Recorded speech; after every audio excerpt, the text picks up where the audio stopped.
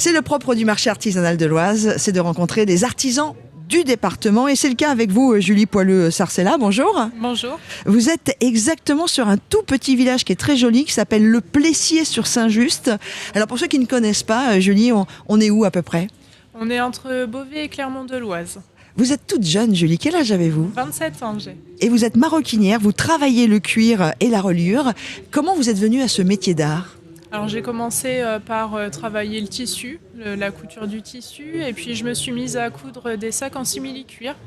Et puis ça a découlé en fait d'une formation de maroquinerie, un CAP sur Paris. Alors vous avez fait ça en combien de temps ? En 8 mois. 8 mois ? Oui.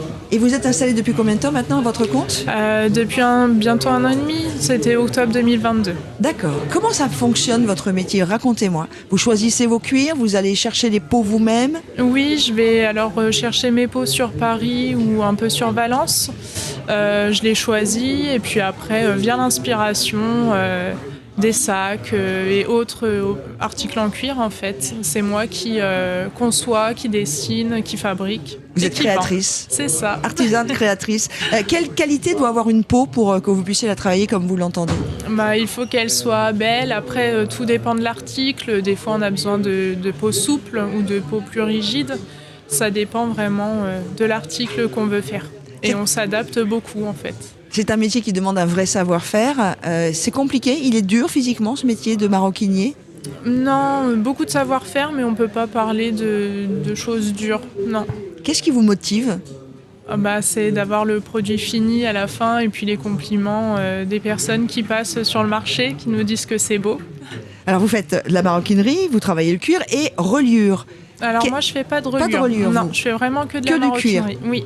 Que du cuir. Et on peut travailler d'autres matières que le cuir d'ailleurs en maroquinerie ? Parce qu'on entend de plus en plus parler de cuir d'ananas, de cuir de poisson. C'est du cuir végétal en fait. Moi je travaille un peu de cuir de poisson depuis peu, mais pas encore de cuir de fruits ou autre. Le temps de travail sur une pièce, alors vous allez me dire Laurence, vous êtes gentille, ça dépend de la pièce. Mais par exemple un joli sac à main de, je sais pas, on pourrait dire quoi, 20 cm C'est très long. Généralement, si on s'y met vraiment toute une journée, je vais dire 4 jours. 4 jours pour faire un sac à main, on va dire un peu classique. Oui, c'est ça. Après, il faut aussi le temps de l'imaginer et tout ça auparavant. Vous travaillez avec des outils qui étaient les mêmes outils que au Moyen-Âge, par exemple, puisqu'on est sur une thématique médiévale ici ? Oui, certains restent les mêmes. Après, on sait que ça a beaucoup évolué quand même, comme la machine à coudre et tout ça, qui est bien pratique, on gagne du temps. Mais oui, ça reste quand même certains outils les mêmes. Je vais vous poser une question, Julie Poileux-Sarcella, qui va peut-être vous déstabiliser. On voit bien que vous avez la passion dans les yeux, que vous vivez votre métier avec amour. Est-ce que vous en vivez ? Non, j'ai un travail à côté. Moi, je suis depuis peu préparatrice de commandes.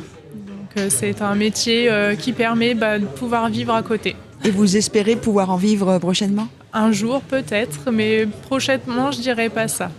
On peut retrouver Julie évidemment sur le marché artisanal de l'Oise, Julie Poileux-Sarcella, et on rappelle où est-ce que l'on peut également vous retrouver tout au long de l'année, vous et vos créations en cuir. Alors moi je fais beaucoup de marchés, mais j'ai aussi un site internet, donc www.scarcella.fr, et puis les réseaux sociaux, Instagram et Facebook. Scarcella, on va dire le SCARCELLA.